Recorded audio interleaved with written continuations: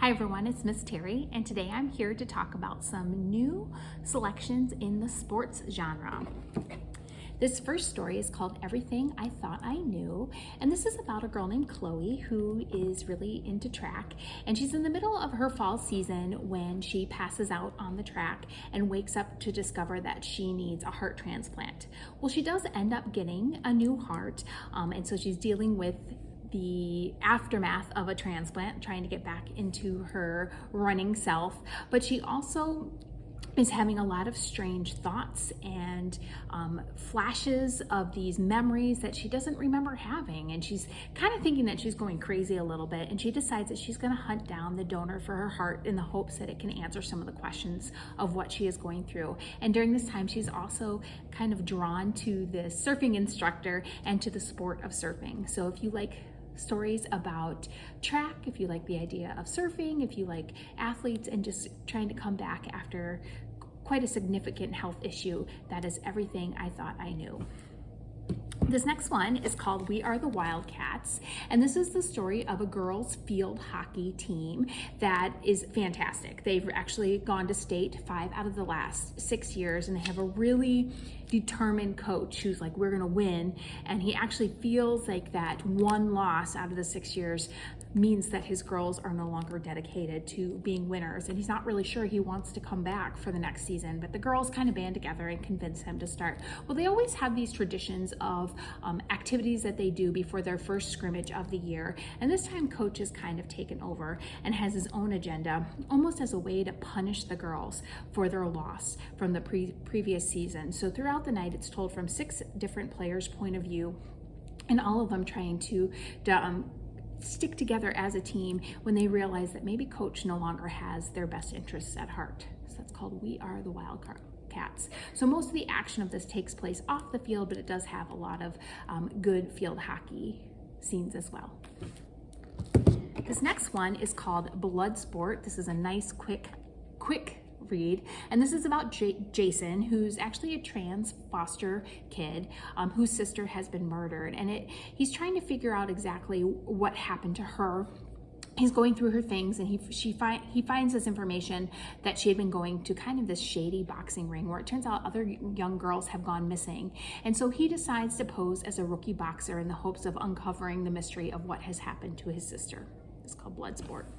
Another fighting book. This one is called The Knockout, and this is about 17-year-old Karina. She comes from an Indian family who actually supports her love of the sport of, it's called, I'm gonna maybe pronounce this wrong, Muay Thai, which is a style of fighting, and it's quite violent, and it's not what typical Indian girls would pursue, but her family is actually very supportive. But then she ends up getting an opportunity to compete in a championship that could, 1, win her $50,000, 2, it could give her some international recognition and a possible spot on the Olympic team. Throughout this all, she kind of starts to fall for a boy named Amit Patel, and his family, however, is not supportive of a girl behaving in the way that they feel is inappropriate for a good Indian girl. So she's struggling to come to terms with who she is, whether or not she wants to follow her dreams or follow what her culture expects of her. So it's called The Knockout. This next one is by Neil Shusterman. He's a prolific young adult author, always has really interesting premises for his books. This one is called Game Changer, and it is about a boy named Ash Bowman, and he's a linebacker on a football team, and every time he gets hit, he finds himself in another dimension. The first one is a world where all the stop signs are blue and nobody's known any other difference. The second time, he ends up moving from his kind of poverty-stricken neighborhood to a gated community. And then in the third time he gets hit, he ends up going to an all-white school where segregation has never really ended. So this book really looks at issues of race and things like that, as well as football and the dangers of concussions and getting hit. So it's called Game Changer.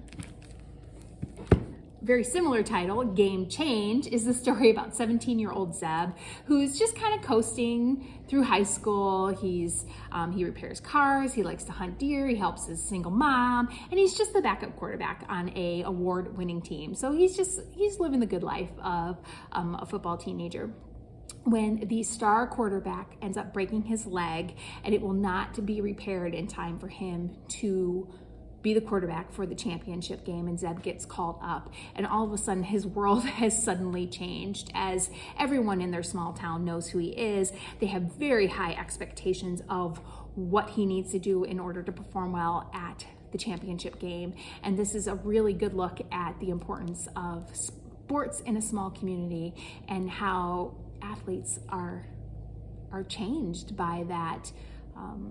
I'm not gonna say that they become famous, but a little bit of celebrity for that. So it's called Game Change. Michigan versus the Boys is actually about a girl hockey player. Her name is Michigan, and she's an excellent player. She lives, breathes, thinks about nothing but hockey all the time, and she's really, really good. Unfortunately, her girl program at her school ends up getting cut due to funding and not enough interest, so she decides to try out for the boys varsity team, and she makes it easily because she's that good of a player. But the coach and the boys on the team are not happy about it at all. And so this is the story of the hazing and kind of abuse that she suffers at the hands of her team, and she decides she's just going to keep her head down and just focus on the game. But it also looks at kind of the darker side of sports and some of the things that are allowed to happen in the name of the game. So it's Michigan versus the Boys.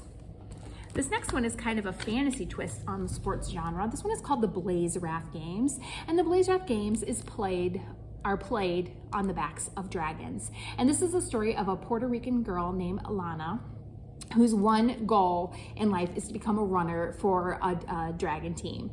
And she inadvertently ends up fighting off a fire drake and a dragon knight who was trying to steal the wish-giving crystal, which is in the heart of one of the dragons. And it turns out the person who was trying to steal it is a man named Sire, who was actually a former dragon, but he ended up being cursed by his human to become a human because of kind of his murderous rampages. And now he's desperate to get back to dragon form, and he'll stop at nothing to do that. And little does he know that Lana is going to be the one that takes him down. So it's called Blaze Wrath Games. A lot of action-packed adventure as well as sports drama.